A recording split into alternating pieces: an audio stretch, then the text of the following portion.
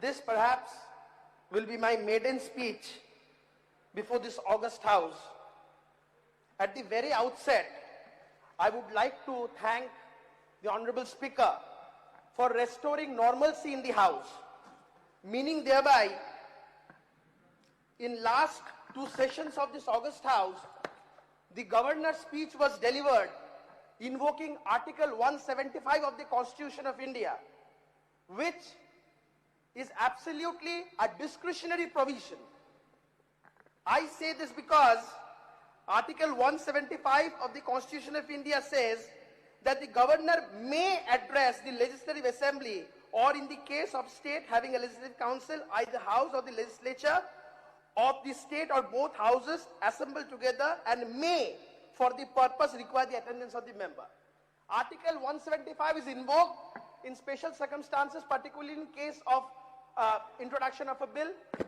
Subsequent thereto, Article 176 envisages at the commencement of the first session of each general election to the Legislative Assembly, at the commencement of the first session of each year, the Governor shall, I pause here for the moment, the word says shall, which is a mandatory provision, address the Legislative Assembly, or in the case of a state having a Legislative Council, both houses assembled together and inform the legislature of the causes of its summons.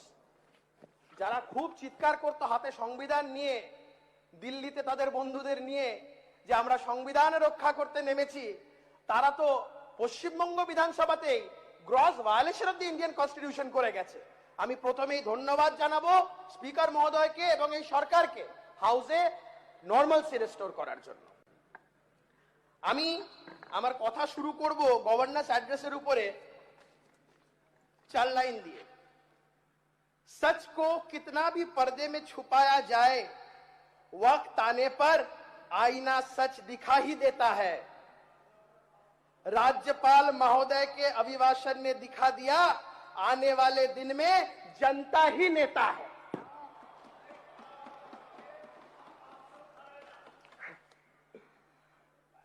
আজকে বক্তব্য অনেকে রাখছিলেন প্রথম দিকে, কেউ কেউ বলছে তারা নাকি পাণ্ডবরা কোনোদিন চুরি করেছে বলে আমার তো জানা নেই,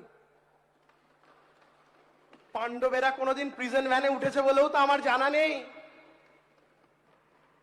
আমি সরকারকে ধন্যবাদ জানাই, আমি হাউসে বসে থাকা সরকার পক্ষের প্রত্যেক বিধায়কগণকে ধন্যবাদ জানাই, আমাদের দেবতুল্য কার্যকর্তাদের তথা পশ্চিমবঙ্গের জনগণকে ধন্যবাদ জানাই।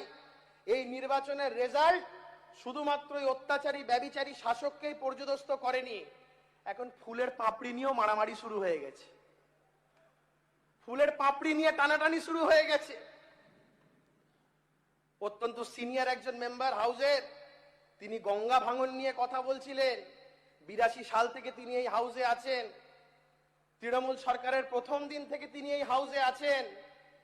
গঙ্গা ভাঙন নিয়ে আগের মুখ্যমন্ত্রীকে কেন এইভাবে বলেননি, मैं भूखा हूं। এত খাওয়ার পরেও খিদে মেটে না, এত খাওয়ার পরেও খিদে মেটে না। মোথাবাড়ির এমএলএ মাদ্রাসা নিয়ে কথা বলছেন, সংখ্যালঘু সম্প্রদায়ের উন্নয়নের কথা বলছেন। কোথায় ছিলেন মহাশয় আপনি যেদিন মোথাবাড়িতে বেছে বেছে হিন্দুদের ধরে মারা হয়েছিল?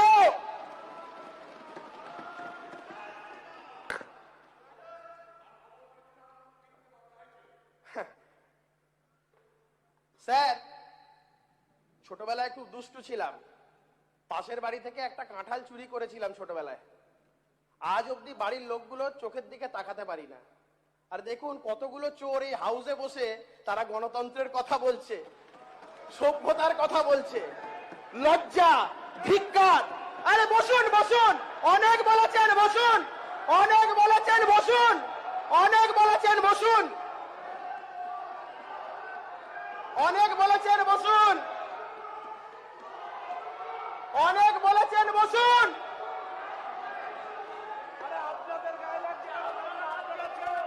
আরে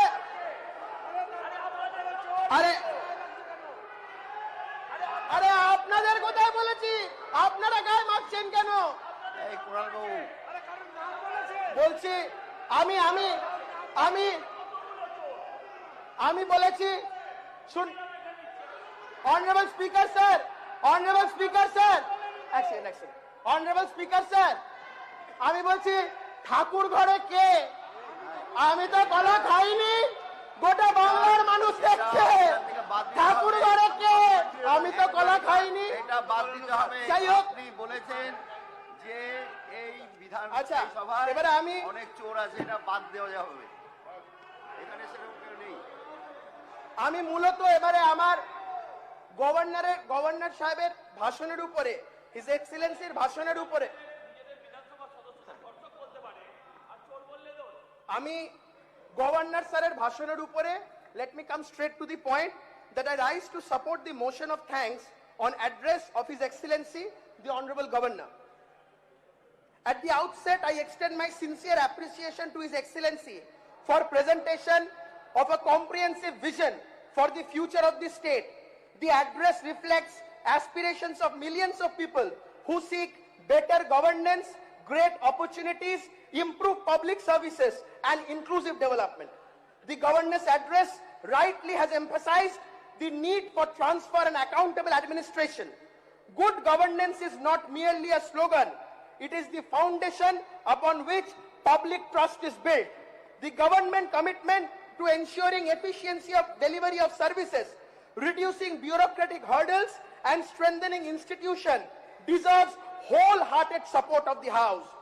In this context, फिर से मैं 4 लाइन बोलना चाहता हूं कि राजनीति का उद्देश्य सिर्फ सत्ता नहीं होता है, जनता के विश्वास का सम्मान भी होता है। जब शासन सेवा बन जाए तब लोकतंत्र महान होता है। Sir, with your kind permission मैं ये कहना चाहूंगा sir, the address also focuses on economic growth, employment generation. Our state possesses immense potential in the industry, agriculture, information technology, tourism, and logistics. By creating a conducive environment for the investment and entrepreneurship, the government aims to generate jobs for the youth, stimulate economic activity across the districts. This is essential for ensuring development reaches to every section of the society. Precisely the thought of Pandit Deen Dayal Upadhyay with regard to Antodaya. Thereafter, I would say the governor has also highlighted the importance of strengthening infrastructure. Sir, this is my maiden speech, sir. 2-3 minutes more. In strengthening infrastructure, better roads, improved connectivity, modern urban facilities, and enhanced rural infrastructure are crucial for accelerating economic progress and improving quality of life for our citizens. Infrastructure development is not merely about construction. It is about creating opportunities and empowering communities. फिर से 4 line बोलना चाहूंगा इसी मुद्दे पे। पिछली जो सरकार थी उनके जमाने में क्या हुआ था? प्लीज, कागजों में शहर बसाए गए थे, भाषणों में सपने सजाए गए थे। जब जनता ने पूछा हिसाब जमीन पर काम का, तो आंकड़ों से ज्यादा पोस्टर दिखाए गए थे। এবার আমি একটু স্যার আর 2 মিনিট স্যার 2 মিনিট এবার আমি I would also sir 2 minute Mohammad Mustafizur sir 2 minute sir 2 minute sir 2 minute sir 2 minute sir 2 minute sir 2 minute sir 2 minute sir 2 minute sir I would also like to draw attention to the government's commitment to social welfare. The welfare, sir, আমি 2 minute বলেছি। 4 minute extra নিয়েছেন Sir, 2 minutes. The welfare of women, farmers, workers, students, senior citizens, and economically weaker sections remains a priority. A development model that combines economic growth with social justice is the need of the hour. Recent policy initiatives and last commitments reflect the balanced approach. Sir, এটা last বলে শেষ করছি sir. Sir, last বলে শেষ করছি। Sir, আমি একবার শুধু স্যার লাস্ট সরকারের আমি শুধু শেষ আমাদের ইনফিল্ট্রেশন নিয়ে এই পয়েন্টটা স্যার লাস্ট বলে শেষ করব। আমাদের the honourable speaker sir the governor's address has sir infiltration sir আর সিকিউরিটি যা বলবো স্যার একটা প্লিজ স্যার 1 মিনিট না আপনি বসুন।